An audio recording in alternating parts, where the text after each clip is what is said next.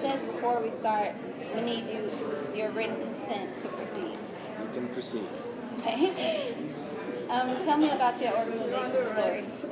Organization Story, yeah. story, sure. So we created Pangea Payments, and what Pangea Payments does is provides a more convenient, more affordable, and secure way to transfer money, both locally and globally. So what we do is we go up against traditional money centers like Western Union, MoneyGram, check cashing locations. We want to serve the underserved, or those who are part of the community that don't have access to traditional bank accounts or credit cards or debit cards often, and rely on alternative financial services to kind of do their basic transactions. Okay. So why did you become a social entrepreneur? You know, I really have always had a step in kind of social entrepreneurship. It started when I was much younger. When I was 16, I started my first social venture, which had to do with rural education in the Philippines. So I've always I started kind of down that path as a social entrepreneur at a really young age, and ended up doing other things academically and professionally, but always kind of developing the skill sets. And when I had an opportunity to come back and build a business that made a difference in people's lives, I took it.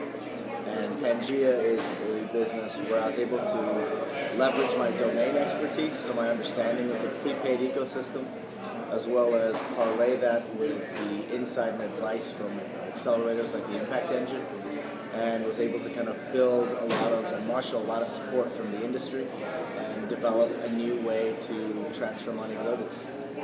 Okay. This next question is kind of just answered it, but Sure. I guess you have to answer it anyway. It says, what in your personal life motivated you to start a social enterprise? Well, I grew up I was born in Bangladesh. I've lived in a lot of developing countries. My father is a foreign diplomat. I was an economist, so we worked for the Asian Development Bank and the World Bank. So I have kind of lived in countries where, they're developing countries where they receive a lot of money transfer. And I've seen firsthand people that are the beneficiaries of money transfer and have family and friends that go abroad and work in higher GDP economies and do that to support their family and friends back home. So in many ways, I have seen it growing up my whole life, the kind of this movement of money globally and the ramifications of that money, how it leads to a better life for people, better education for their families, supports their households in developing economies. So that's really how I got into it. Early on, what was the most difficult part of trying to create your social enterprise? We had a very big idea, and the first challenge when you have a really big idea is to be able to succinctly explain it to people in the industry so that they can get it, and then find a way to get people to support it where they can have meaningful impact. Because if it's such a big idea, people often want to be able to distill that down to tangible things, and things where they can say, okay, well, what's your first step?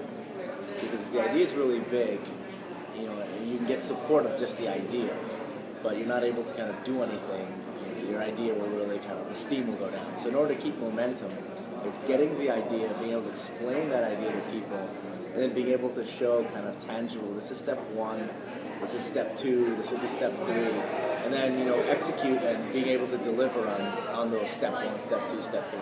That, I think, is the biggest challenge. What inspired you to keep going? I believe I can change the world. What is the biggest challenge your organization has overcome? Has overcome already? Mm-hmm. Getting the institutional, or I guess getting the industry's approval is probably one of the toughest things. I would say we overcame that yesterday because we were nominated for the Best Prepaid Innovation Award, which is being held at the Innovation Conference at Harvard University on March 20th. So, a handful of companies were selected for Payments Awards. And a handful of Chicago companies are there. It's Discover is going to be there. Braintree was nominated as a finalist. Groupon is nominated as a finalist. And a small 5-person startup from Chicago called Pangea is nominated as a finalist. So we're very excited. You answered that next one. Yeah, I know. What was your business model?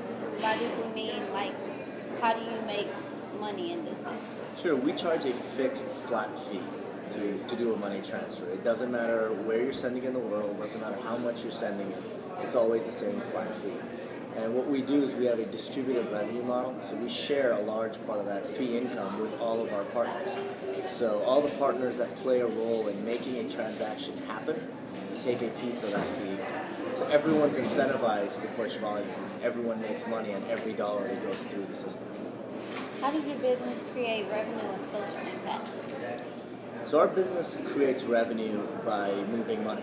So when consumers transfer $100, we make a fixed flat fee on that income. So that commission is how we make money. It's how our channel partners make money. The reason it's a social impact is because everyone wins with our model.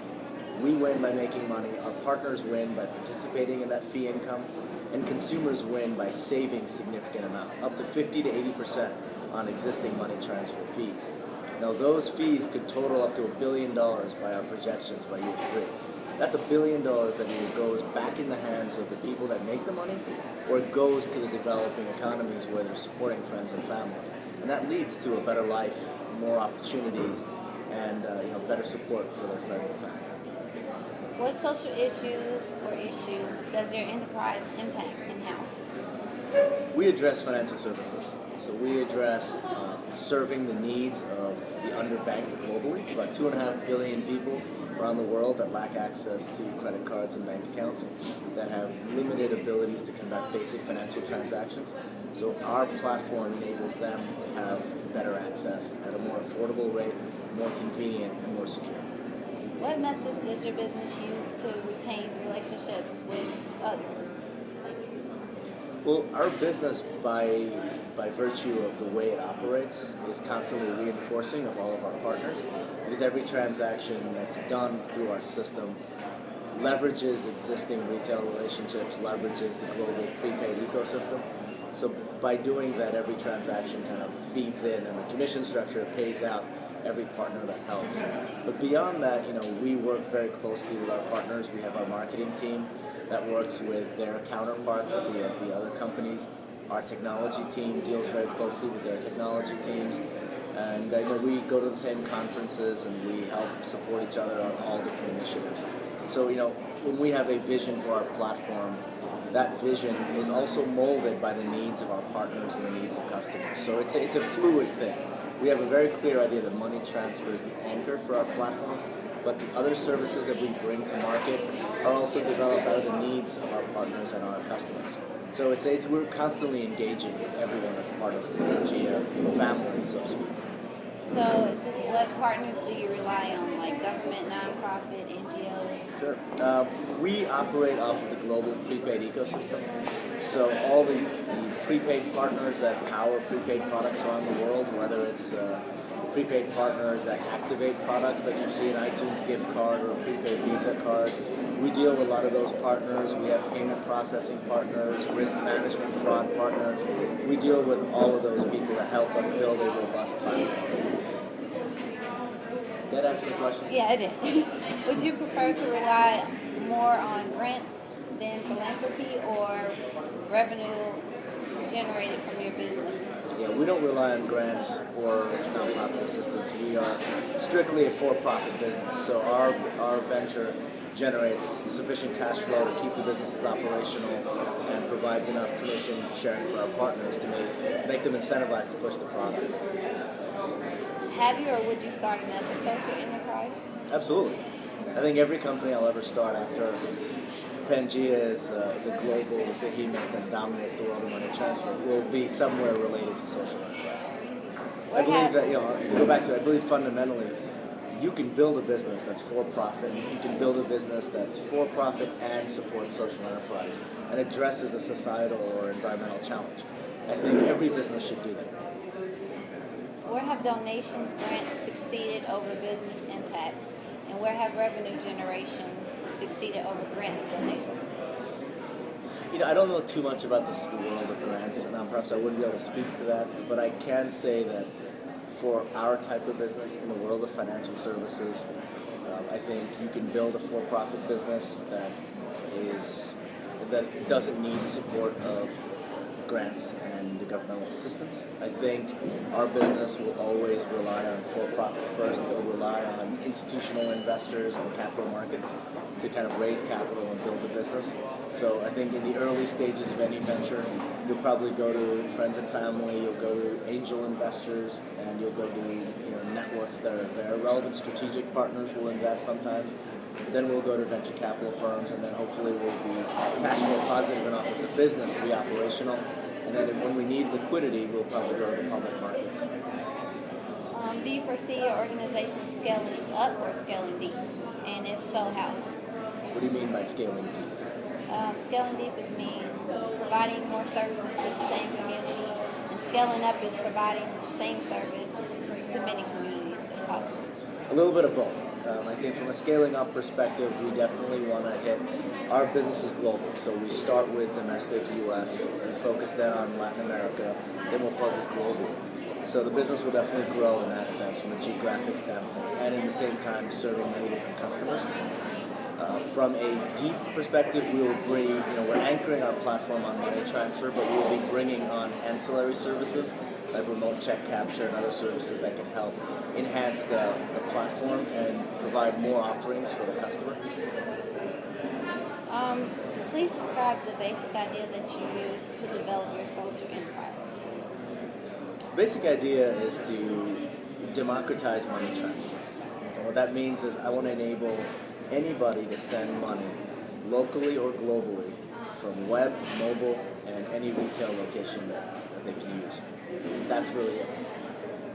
How was it discovered and by whom? I created the idea. It came from working in the space, working in the prepaid ecosystem, and as I got to know more of the players and I had more conversations with them, I was able to share the vision, refine the vision, and really be able to leverage their industry knowledges and expertise and be able to refine the product. And I think a lot of our initial channel partners in Pangea will have a meaningful impact on how we kind of build the vision and execute the vision.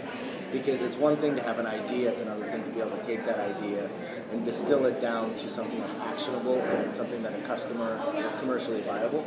And a lot of that has to do with constant negotiations and discussions with your partners to understand what are their limitations and what can they do and what can you do for them to enhance their offerings to achieve the vision that you originally had.